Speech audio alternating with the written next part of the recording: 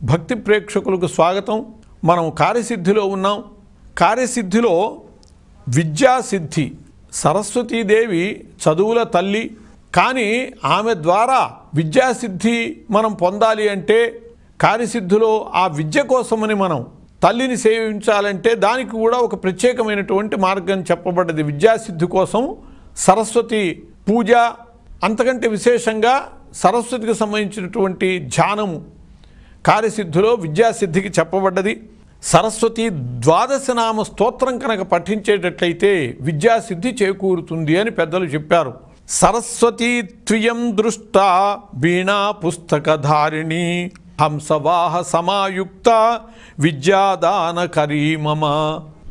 సరస్వతి నా చేత చూడబడినటువంటి ఆ తల్లి సరస్వతి వీణా పుస్తకము ధరించినటువంటిదై హంస వాహనమును అధిరోహించినటువంటిదై నాకు విద్యాదానము చేయుగాక అని చెప్పేటటువంటి ఈ శ్లోకంతో పాటు ద్వాదశనామ స్తోత్రం పఠించాలి. అమ్మవారికి సంబంధించినటువంటి ద్వాదశనామాలు: ప్రథమం భారతీ నామ, ద్వితీయం చ సరస్వతి, తృతీయం శారదాదేవి, చతుర్థం హంసవాహన, పంచమం జగతి ఖ్యాత, షష్ఠం వాగీశ్వరీ తథా, కౌమారీ సప్తమం ప్రోక్తం, అష్టమం బ్రహ్మచారిణి, నవమం బుద్ధిదాత్రీ చ, దశమం వరదాయిని, ఏకాదశం క్షుద్రఘంట, ద్వాదశం భువనేశ్వరి, బ్రాహ్మీ ద్వాదశనామాని త్రిసంధ్యం య పఠే నరః సర్వసిద్ధికరీ తస్య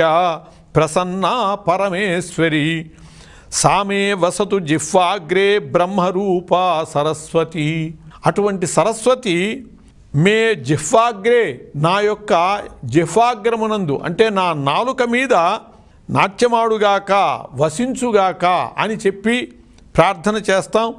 ఆమె సర్వసిద్ధికరి. ఈ ద్వాదశనామ స్తోత్రం చేసేటటువంటి వాళ్ళకి సమస్త సిద్ధులని కూడా ఇస్తుంది. విశేషించి విద్యాసిద్ధి చేకూరుస్తుంది. మొట్టమొదటి నామము భారతి అని. భారతి అంటే సరస్వతియే. ద్వితీయం చ సరస్వతి, రెండవ నామం సరస్వతీ నామం. మూడవది శారదాదేవి.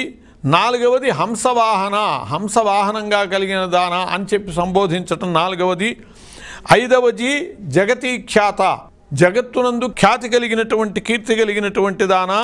ఆరవది వాగేశ్వరి తథా, వాక్కుకి ఈశ్వరిగా చెప్పుకుంటాం ఆరవ నామంగా.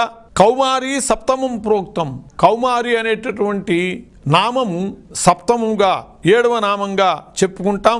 అష్టమం బ్రహ్మచారిణి, బ్రహ్మచారిణి అనేటటువంటి నామాన్ని అష్టమంగా చెప్పుకుంటాం.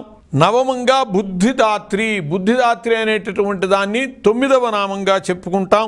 వరదాయిని అనేటటువంటిది పదవ నామంగా స్వీకరిస్తాం. ఏకాదశం క్షుద్రఘంట, 11వ నామంగా క్షుద్రఘంట అనేటటువంటి సరస్వతీ నామాన్ని మనం పఠిస్తాం. ద్వాదశం భువనేశ్వరి, భువనేశ్వరి అనేటటువంటి శబ్దంతో 12వ నామంగా ఆమెను స్తుతిస్తూ బ్రాహ్మీ ద్వాదశనామాని. ఇవి బ్రాహ్మి అంటే సరస్వతి, బ్రహ్మదేవుని యొక్క భార్య బ్రాహ్మి. ఆమెకు సంబంధించినటువంటి ఈ ద్వాదశనామములు త్రిసంధ్యం యప్పఠేత్ నరః, 3 సంధ్యా సమయాల్లో, ప్రాతఃసంధ్య, మాధ్యాహ్నిక సంధ్య, సాయం సంధ్య, ఈ 3 వేళలా కనుక పఠించేటట్లయితే తస్య సర్వసిద్ధికరీ, సర్వసిద్ధులు చేకూరుతాయి అని ఆమె ప్రసన్నురాలయి జిహ్వాగ్రమునందు ఉండి గొప్ప కవిత్వాన్ని ఇస్తుంది, గొప్ప విద్యని ఇస్తుంది అని చెప్పబడ్డది. స్వస్తి.